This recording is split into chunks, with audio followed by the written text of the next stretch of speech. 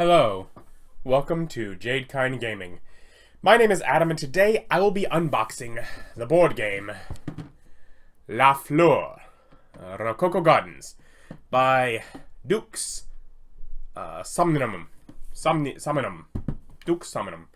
The Fleur is a game about 18th century extravagant gardens. Which I found through an advertisement and backed on crowdfunding, and in doing so discovered that they had previously made the game Botany, which I've unboxed here previously because I liked La Fleur because it looked beautiful, and I was like, my wife would like that. It works for, it's 1 to 4 players, so we can play with 2 players, great. Looking into Botany, also equally pretty, it's 1 to 5 players. I was like, all right, great. So I picked that up because it had just came out while this was crowdfunding, and was even more happy to be getting this because Botany was quite fun. Takes a while to play, but fun and beautiful. So I am quite hopeful now that La Fleur has arrived, because I've enjoyed the game that they did before it, and it again also part of the fun with it is, you know, they use whatever historic art and laid it out beautifully. So, La Fleur, Rococo Gardens, Dukes, Somnium, I guess. 18th century extravagant gardens build opulent French chateaus and host fanciful parties in the epitome of Rococo garden games for 1 to 4 players. Opulence, love, and flowers. La Fleur is a strategy board game where you take on the role of a French Rococo garden enthusiast as you build your chateau, host garden parties, and gain enough prestige so you can hold the greatest of all garden gatherings, the Grand Soirée. Each player begins the game as one of several characters with a chateau that is rather, well, plain and empty. How will you ever attract visitors to your chateau and build your reputation if there are no fountains to admire, no paths to wander, and, most importantly, no flowers? Send your artisans to different parts of Paris to acquire floral beauties, hire additional help, earn coins, and commission new garden features. But be quick! Your neighbors are also vying to be declared the host of the Grand Soirée. Isn't that just fun? Let's open it up and take a look. Yeah, oh, let's see. They put together a beautiful game. So we have this, and I'm sure it's whatever. It's traditional art, but they've assembled it, and he's got the little detailing on here. Botany, a game filled with adventure, intrigue, flowers. So yeah, they have a advertisement for that, and the expansions for this one. Great. And I will point out that the sides of the box also art. It's like the layout. Pretty. It's a beautiful game. Okay, so we have our rulebook. Rules of play. Introduction. Seems to be kind of similar for the stuff in the back. Components. Game board setup, which has a lot of spots for decks of cards, discards, and then spots where you can see what cards are available currently to get. Each player will have their own Chateau board to track the allure and what artisans they have to send out. Basically, there's different ways you're working to score prestige. There are different types of allure that you'll see throughout the cards for architecture, paths, water, flowers, vistas, and wild.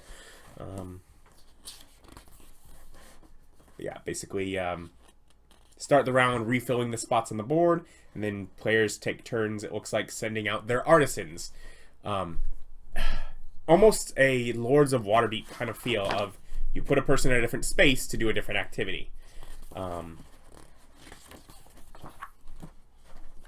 Yeah, you have different locations to go to.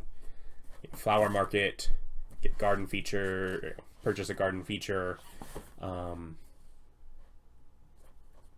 hire new artisans at the Artisan Guild, get prestige, coins, give a special invitation to a specific guest.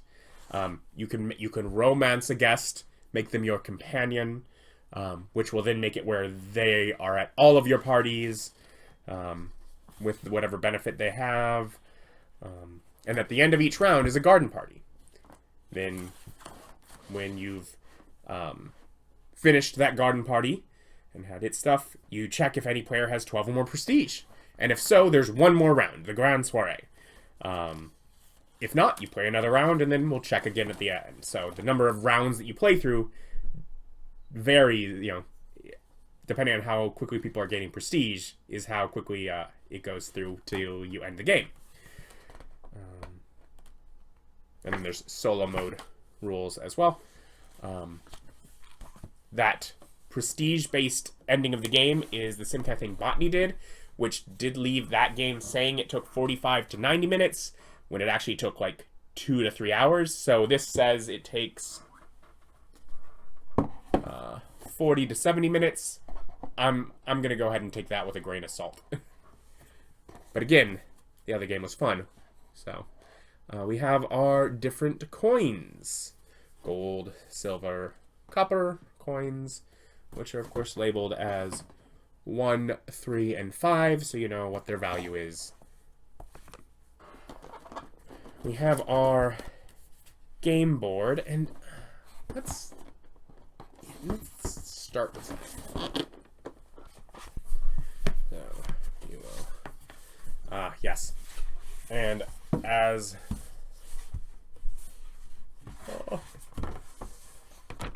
Botany did before, the back of the game board is filled with art. Art that I'm sure we will see on many of the cards as we go. But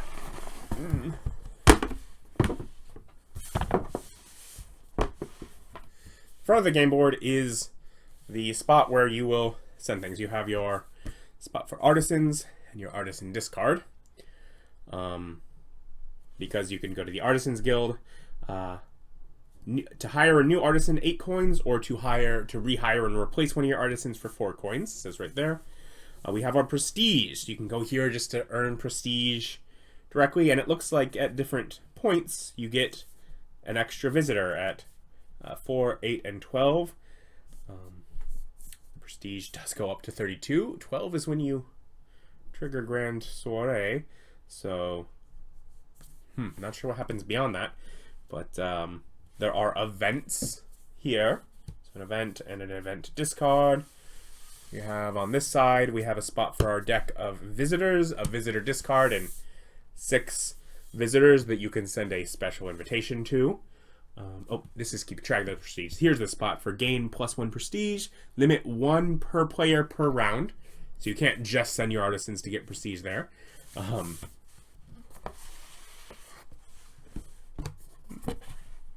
At the top here, we have a spot for market discards, so our market cards, and here's where the flower market would be to go get new flowers.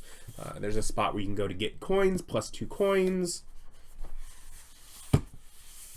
And then we have on this side our garden feature discard deck, and then spots for different garden features that are available to go get. Yeah, so in that, you're sending your pawns to different spots to do different things, which felt very Lords of Waterdeep-esque. But instead of, setting up adventures for heroes, you're setting a garden party. And just the map itself in the background is it's beautiful. Again, I love the look of the game.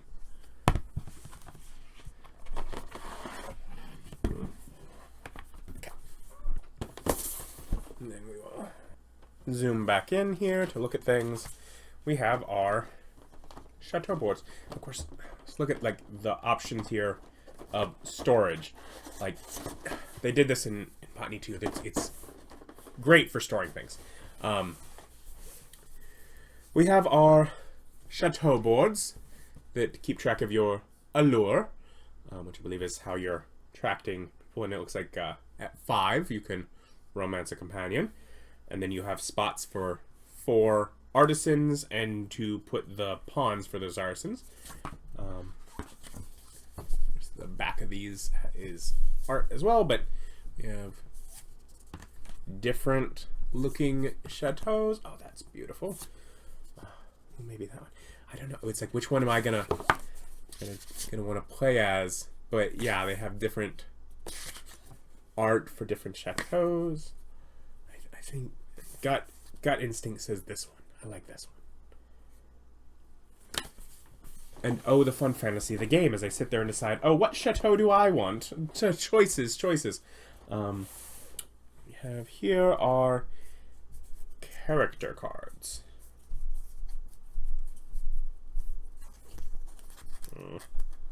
Yeah. So,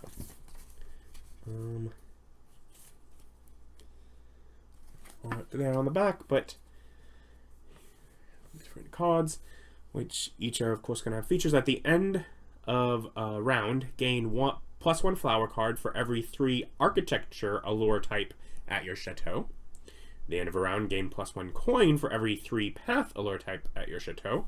At the end of a round, gain +1 prestige if you have 8 or more coins. You have gaining flower, +1 flower for every 3 flower allure types. So it's still to gain a flower card, but it's a different allure type, or to gain a coin for Vista allure types, and then gain +1 prestige if you have 5 or more flower cards in hand.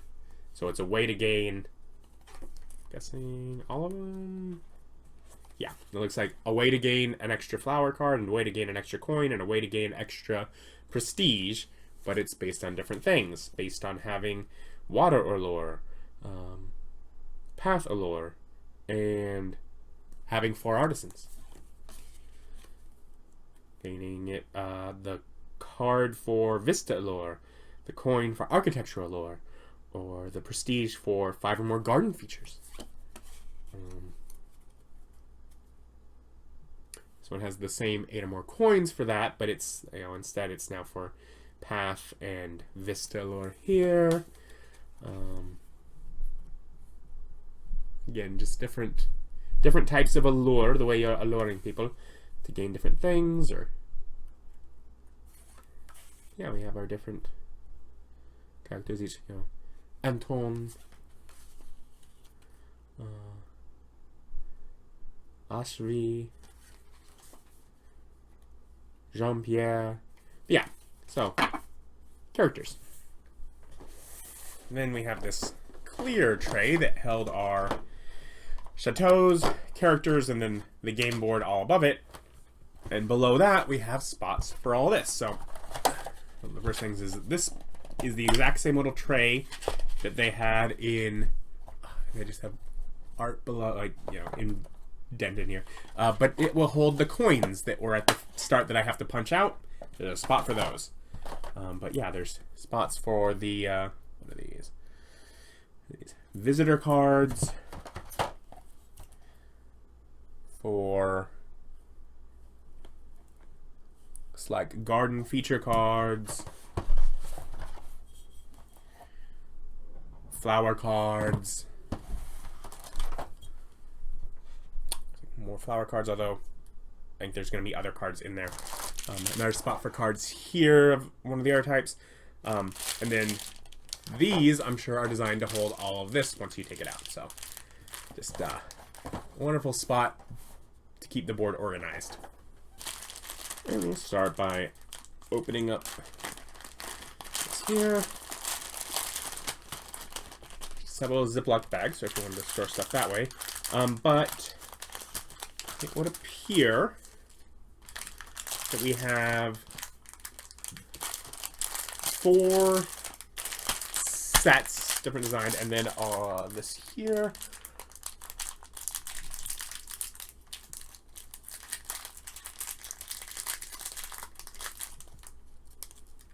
Okay. So you have our first player pawn, and you have like some of these allure. So that would be Vista allure. Yeah. Okay. there's 4 of each of the different types of the 5 different types of allure, not wild, because that's like a wild card.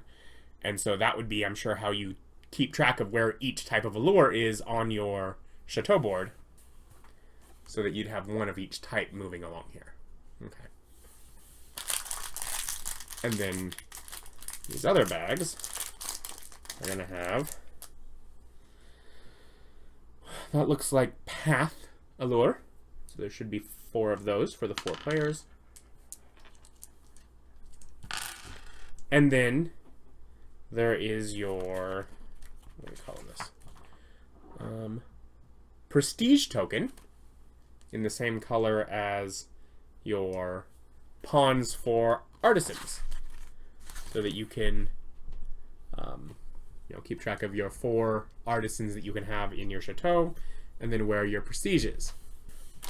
Again, there's different types, and noticing here, there are different shapes for the different players too.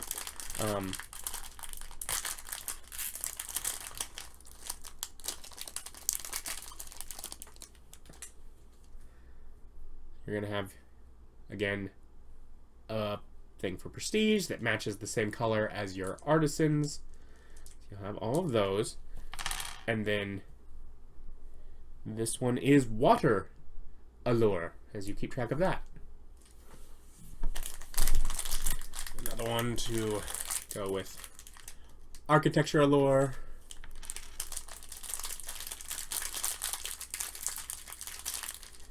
And then with your prestige marker and 4 artisan pawns, have their own look.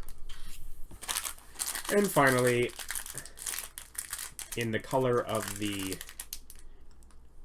flower allure,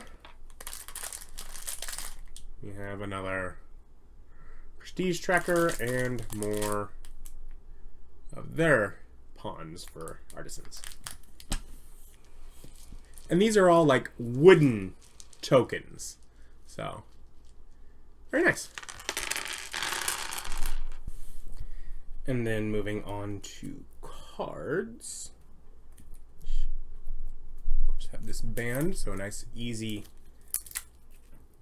to remove packaging.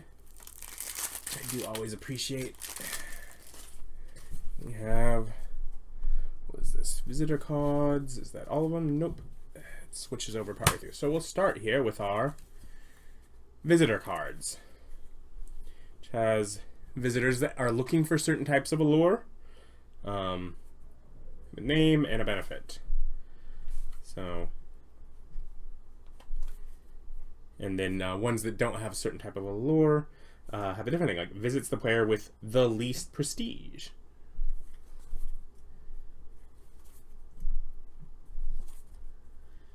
Again, just using all like historic art.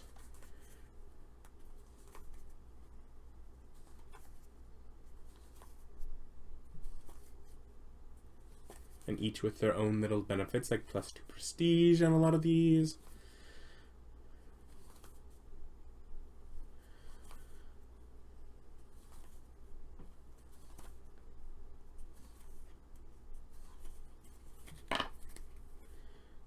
You may pay 1 coin to gain +2 prestige.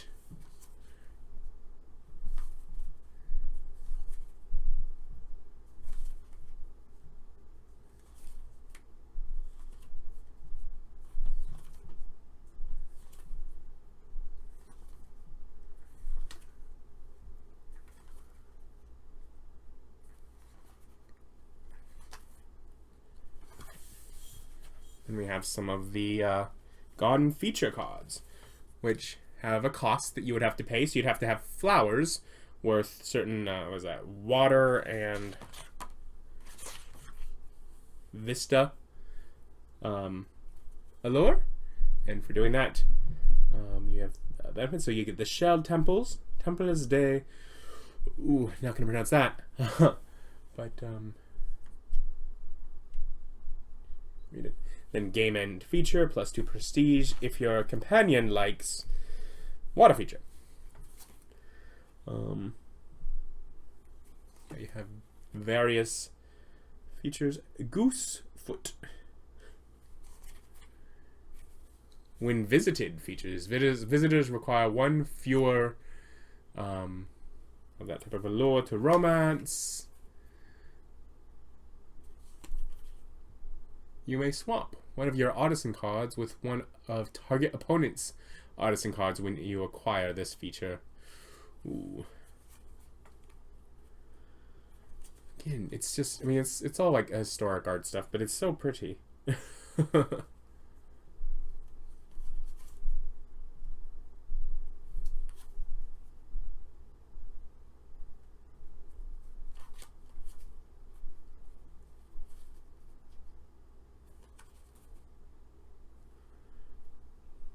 Alleyway. You may steal one coin from target opponent when acquired. Gain +1 coin from each, what is that, water visitor you receive. Yeah, each has different benefits, whether it's at game end or when visited or when acquired. But there are more of those in here. Keep looking at those. This deck is going to be split again. Yes. To those afterwards. More garden features. The pond.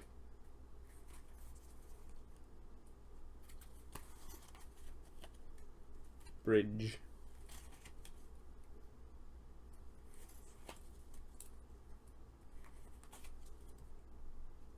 The end of round features.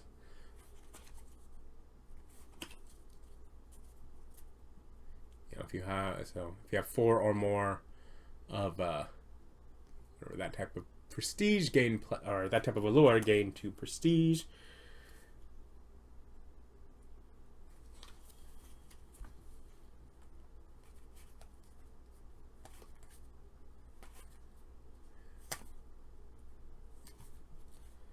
Lawn, path, fish pond, waterfall, kitchen garden, just gardens, canal, which is all water feature. When acquired, gain +2 coins. Orchard.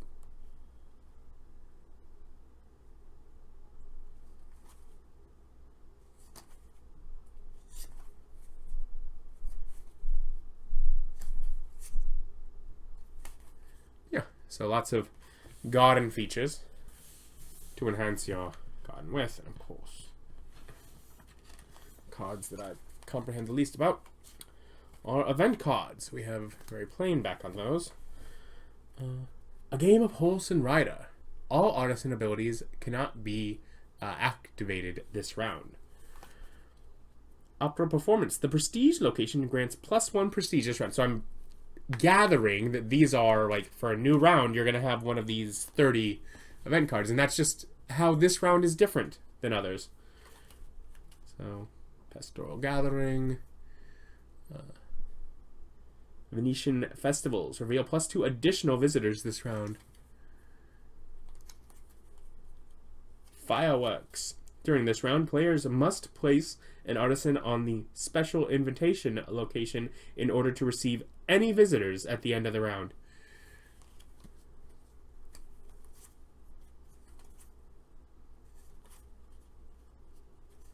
Yeah, so it's just basically making it where each round is different. And as I gather that getting to 12 prestige, you're not going to go through 30 rounds most games. It would seem that that's going to make it where different times playing through the game, you will end up with seeing different events over the time. And therefore keeping the game varied and unique. So that sounds fun.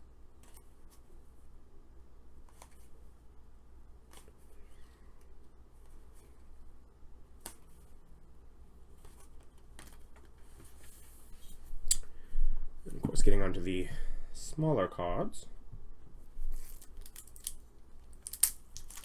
We have flower cards, which, yeah, this whole deck is flower cards. And so there are different costs for different flower cards. I believe like ones with a single allure don't cost anything. Ones with 2 allure cost 2.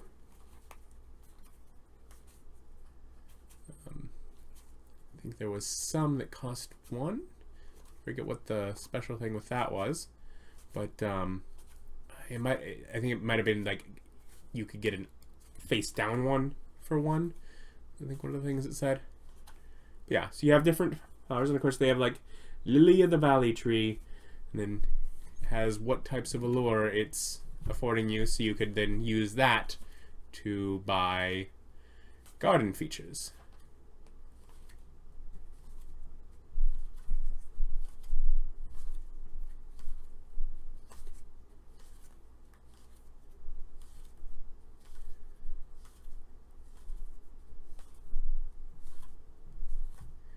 Yeah, again, just a lot of historic art, and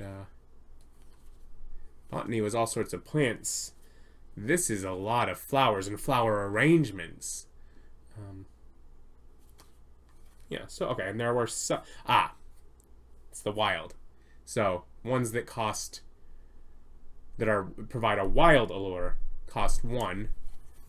Ones that provide 2 allure cost 2. Ones that provide 1 other allure that's not wild are free, but you could also just gamble and get an upside down one for 1. In which case, of course, you'd be hoping that you get one probably that gives you 2 allure, but at the risk of spending 1 for 1 that you could have gotten free. There are some more flower cards in here. Continuing to look through. Again, because so much of what makes this game appealing is the beautiful art.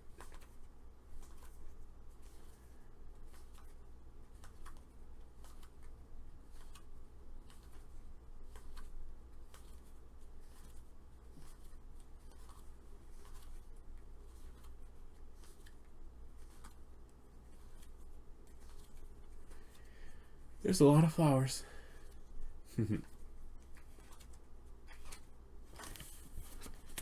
And then finally, we have our artisan cards, which these are the artisans that you send out. So an artisan like this painter might have a special ability when they go to the flower market, where before placing this artisan, you may look at the top 3 cards of the flower deck and replace them in any order. Which I suppose means you could put one that costs 2 on the top of the flower deck and say, I'm going to pay 1 for that. And then, so there's a couple painters.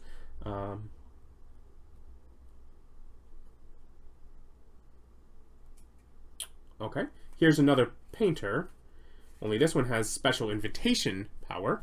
So before placing this artisan, you may look at the top 3 cards of the visitor deck and may add 1 of them to the face-up visitors. So, a couple of those. Gardener, when placing the artisan for the flower market, purchasing from the top of the flower deck is free. Oh, nice. Gardener at the flower market, when placing the artisan, face-up flower cards cost 1 fewer coin. Okay. Sculptor, when placing this artisan, gain an additional +1 coin when you take them to go get coins.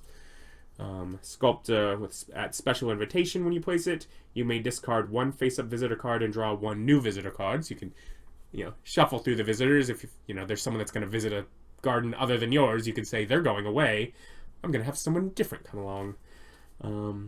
Landscaper, who goes to flower market, and you may restock each empty flower card space, because of course part of the downside is if you place them there after someone else has, cards are missing.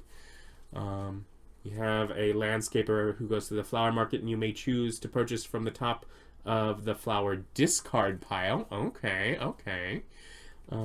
Architect goes to Artisan Guild, and before placing this artisan, you may look at the top 3 artisan cards and replace them in any order. And then we have our architect, who goes to garden features, and before placing the artisan, you may look at the top 3 cards of the garden features deck and replace them in any order. But yeah, so you have different artisans that you're sending out, and they each have their own special powers too. It's beautiful. It looks fun.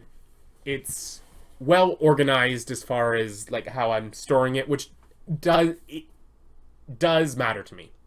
But yeah, so La Fleur. Looking forward to it. It's a fun one that I just picked up through crowdfunding. But again, especially after having gotten and played Botany and knowing it's the same designers with same aesthetic, whereas Botany is traveling the world, almost like the flower theme on like almost like a pandemic style thing. This is more the flower theme on sort of a Lords of Waterdeep kind of thing. Both games I like, and they're, only slight reminiscent of, but still. It gives me a thing to think of it. Oh, it's similar to that. And it's similar to things that I like. So, yeah. I will link down below where you can pick this up online if it's available yet. Or otherwise keep an eye out, because I literally just got it, sent to me from their crowdfunder. So if it's not out yet, it will be soon. But thank you for watching. Like, comment, subscribe. Bye.